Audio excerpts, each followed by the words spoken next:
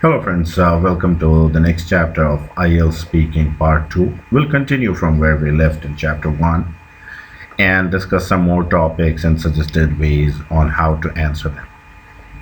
The one question that you may come across is described a time when you helped someone. We've already discussed in Part 1, however, we'll discuss it again in a different manner. If this question comes your way, what do you do? What kind of answer is the examiner looking at? They're not looking at who was the person who helped you, whom you helped, or what kind of person you are. They're looking at your communication skills. How you can describe an incident, an event, a time, or something that you did. Again, my advice is very simple. You must write it down. Think of something which is more real and then try to speak it yourself when you are alone. Rehearse yourself and before you actually go for the test. The next question could be, do you like helping other people? Yes, I do like helping other people.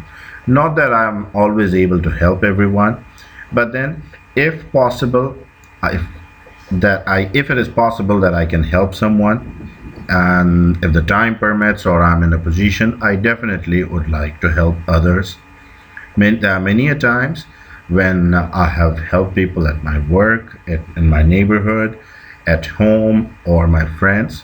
And it's not that I've done something huge or I'm a social worker, but then every time it's possible for me to do something, I like to do it.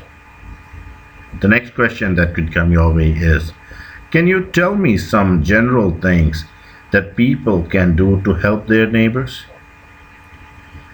Yes, nowadays in cities, you may find people who don't know their neighbors, but then it is advisable for all of us to know who our neighbors are or try to maintain a good, healthy relation. It does not mean that you are always hanging out with them, but then at least trying to maintain some kind of relation with your neighbors. And a few things that they can do is like watching their house when they are gone out of town, or taking care of their pets when they are out of town, or if I'm mowing my lawn and my neighbor is an old lady, I would be happy to offer that kind of a help. So these are few general things that one can do to help their neighbors. Why is it important for neighbors to help each others? See, it's not really needed that you always help your neighbor, but then give keeping a watch on their house when they are out of town or when they are going out for some vacation, or mowing down somebody else's lawn may not cost you much, but at the same time gives you a friend, somebody in the neighborhood whom you know who can do the same for you when you need it. Sometimes we all need help from our neighbors, our friends, our society, and that is the reason I believe it's very important for us to help our neighbors as much as possible. The next question could be, do you think people in small towns help each other more than people in big cities? Yes, I agree. People in small town help each other much more as they have more of a relaxed life. They know their society, their neighborhood much more than people in big cities do.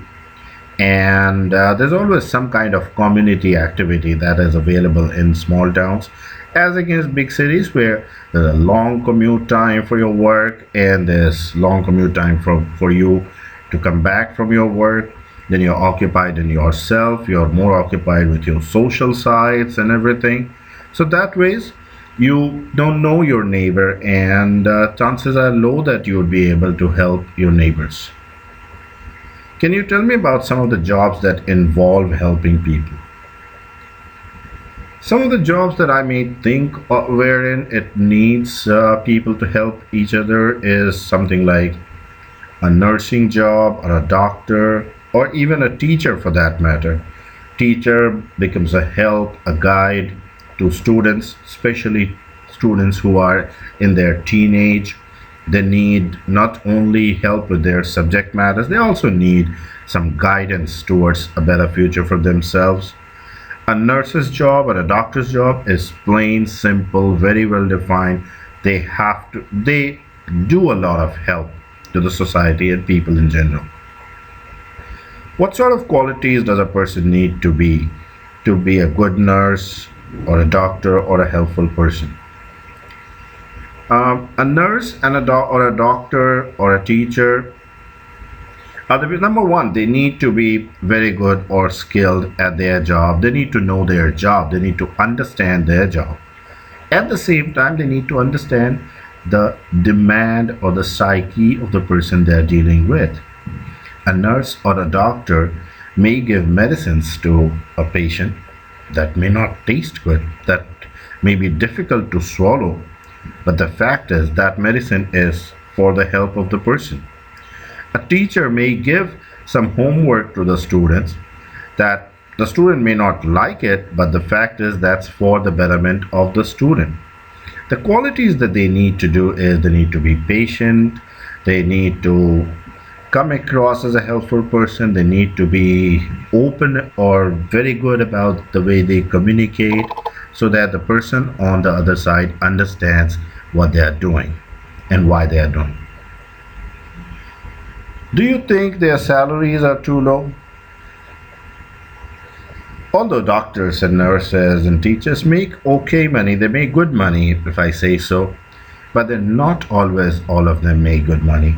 Yes, I do believe that sometimes I feel that these people deserve a much better paycheck than that they are giving, considering the fact that teachers help the next generation of the society to come up, a better next generation for the nation to come up.